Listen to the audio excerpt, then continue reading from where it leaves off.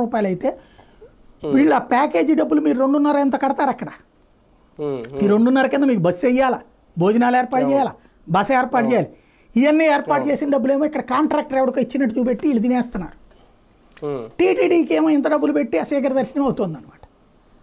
అలా కాకుండా దాన్ని ఆపే ప్రయత్నం చేశారు ఒక రకంగా.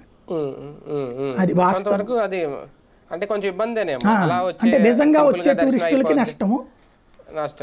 అది భవిష్యత్తులో వాళ్ళు వచ్చి ఇక్కడ టికెట్లు తీసుకోవడం ఇదంతా కొంచెం పెద్ద తతంగం కదా. అది బిఆర్ నాయుడు గారు మార్క్ కనిపిస్తుందా సార్ టోటల్ గా పాలక మండలి నిర్ణయాల మీద? అందులో నాకు బాగా నచ్చినాయి 2 నాయుడు గారు నిన్న తీసుకున్న నిర్ణయాల్లో.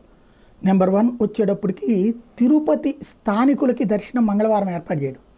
ఒకప్పుడు జరిగిందంటే గుడేమో పక్కనే ఉంటుంది. మీకు తిరుపతిలో నేను పనిచేశాను కదా, తిరుపతిలో మనం ఉన్నప్పుడు బంధువుల తాకిడి విపరీతంగా ఉంటుంది. మనకి ఎప్పుడెప్పుడో దూరపు చుట్టాలు లేకపోతే అసలు మన ఇళ్ళని మొహం చూడని వాళ్ళు కూడా చాలామంది వచ్చేస్తారు. ఎందుకు అంటే మన వాళ్ళు ఒకళ్ళు ఉన్నారు. ఇప్పుడు హోటల్ దిగి భోజనాలు ఈ ఖర్చులు ఎన్నిటికంటే వస్తా ఒక పళ్ళు తీసుకొస్తామా ఏదో చేస్తారు, ప్లస్ అక్కడ ఉంటారు.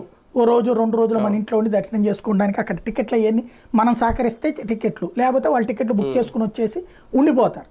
ఇట్లాగా అనేక మంది అక్కడికి వస్తారు.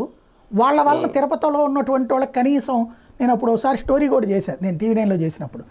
తిరుపతిలో ఉన్న వాళ్ళకి 10,000 జీతం వస్తే 2,500 రూపాయలు బంధువులకి సంబంధించి ఖర్చు అవుతుంది, బంధువులు స్నేహితులకి.